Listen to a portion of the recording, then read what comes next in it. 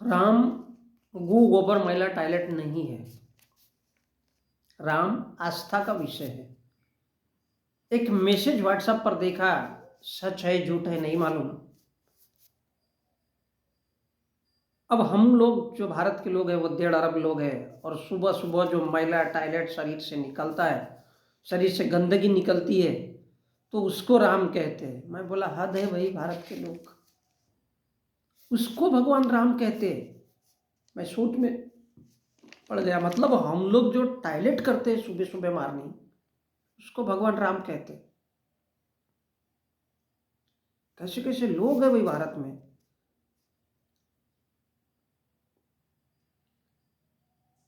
और मैंने वो देखा कि वो कौन था, तो एक बीजेपी का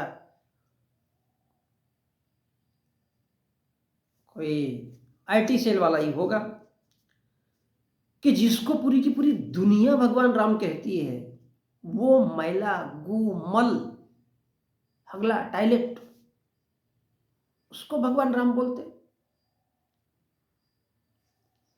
मैं तो सोच में पड़ गया। मैं दिन भर रात भर नहीं सोया, मेरा दिमाग काम नहीं किया। फिर मेरे को लगा राम इतना तुच्छ घटिया, जो शरीर से निकला हुआ मल मूत्र टॉयलेट निकलता है ना पीछे से, उसको भगवान राम कहते हैं, वो भी पिछवाड़े से। तो फिर आदरणीय प्रधानमंत्री नरेंद्र मोदी ने 1800 करोड़ रुपए देकर के राम मंदिर बनाया, किसके लिए? वो तो हर आदमी टॉयलेट जाता है, मतलब हर आदमी के पिछवाड़े में से निकलने वाला वो मल भगवान राम। तो 1800 करोड़ रुपए खर्चे किसके लिए किए गए?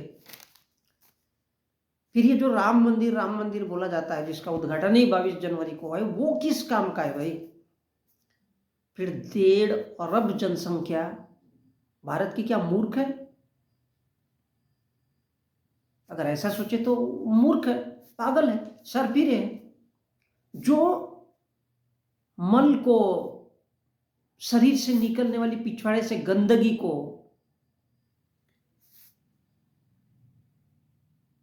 गू को, मैले को, टॉयलेट को, अगला, उसको भगवान राम कहते हैं। और इसलिए लोग कहते हैं कि घट घट में, तब मुझे लगा कि शायद इसलिए हर कोई बोलता है कि घट घट में भगवान राम बसता है। घट घट में यानी हर इंसान के हृदय में, मन में, मस्तिष्क में, दिमाग में भगवान राम बसता है। और वो मैसेज देखा तो मैं दम रह गया कि टॉयलेट मल को ही भगवान राम कहते हैं। तो खाना जब पच जाता है और 3 घंटे बाद मनुष्य के शरीर से बोलो या सेंट्रल जेल से बोलो, जब मल बाहर निकलता है, उसको भगवान राम कहते हैं। और धार्मिक ग्रंथ क्या कहते हैं? कि सृष्टि की रचना भगवानों ने की। इंसानों के नाक से क्या निकलता है? श्लेष्मल। मुंह से क्या निकलता है? थूक निकलता है, गंदगी। त्वचा से पसीना निकलता है, पेनिस से पेशाब निकलता है, पिछवाड़े से गांड से मल निकलता है, आंखों से आंसू निकलते हैं, और कान से मैल निकलता है।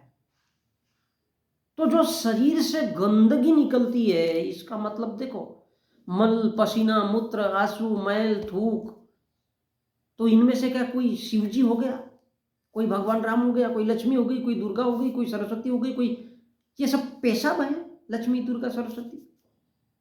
और ये सब बाकी के श्लेष्मल को कृष्ण कहते। तो फिर ख्याल आया कि राम मंदिर, जो राम मंदिर अयोध्या में बनाया गया है 1800 करोड़ रुपयों से, अगर ये हगला, टॉयलेट, मैल, गू, गोबर, पिछवाड़े से निकलने वाले मल को अगर भगवान राम कहते, तो फिर 1800 करोड़ रुपए फालतू गए। उससे अच्छा घर घर में कम से कम टॉयलेट बना देते।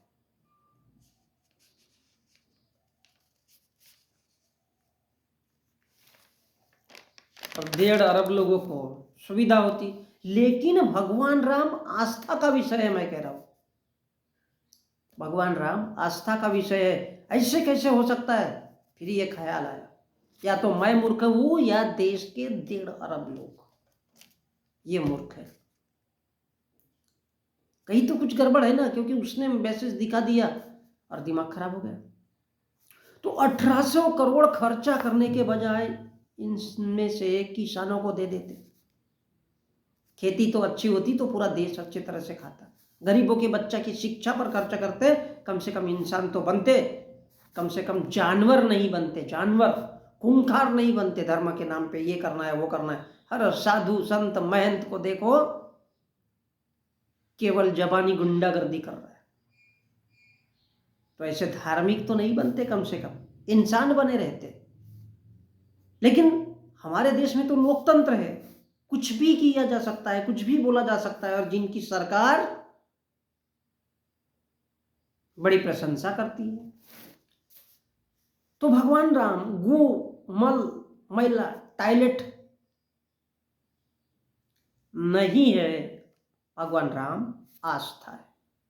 1800 करोड़ खर्चा करके जो राम मंदिर बनाने से बेरोजगारी, महंगाई, किसान, चिकित्सा और सब समस्या अगर खत्म हो जाएगी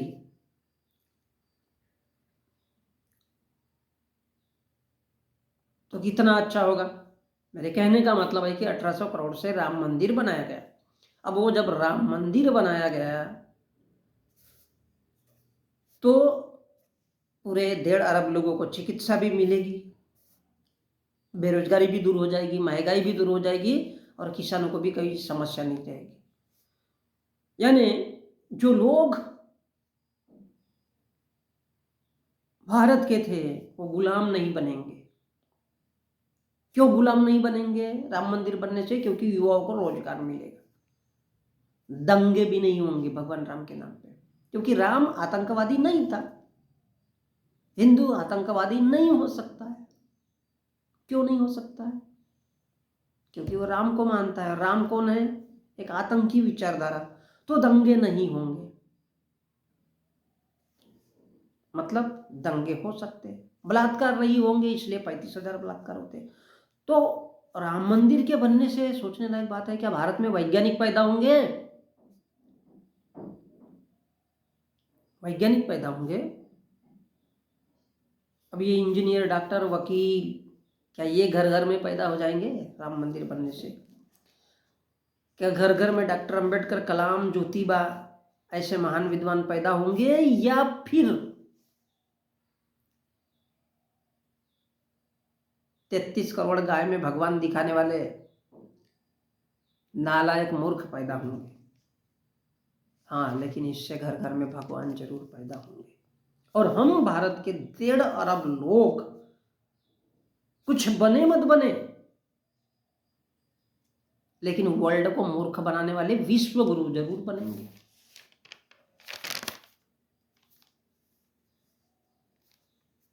वर्ल्ड को मार्ग देने वाले विश्व गुरु जरूर बनेंगे। तो बहरहाल राम आस्था है तो उसको आस्था ही रहने देना चाहिए, उसको आतंकवादी बना करके राजनीति में नहीं लाना चाहिए, और उसके नाम पर राजनीति नहीं करना चाहिए। मेरे कहने का यही तात्पर्य है।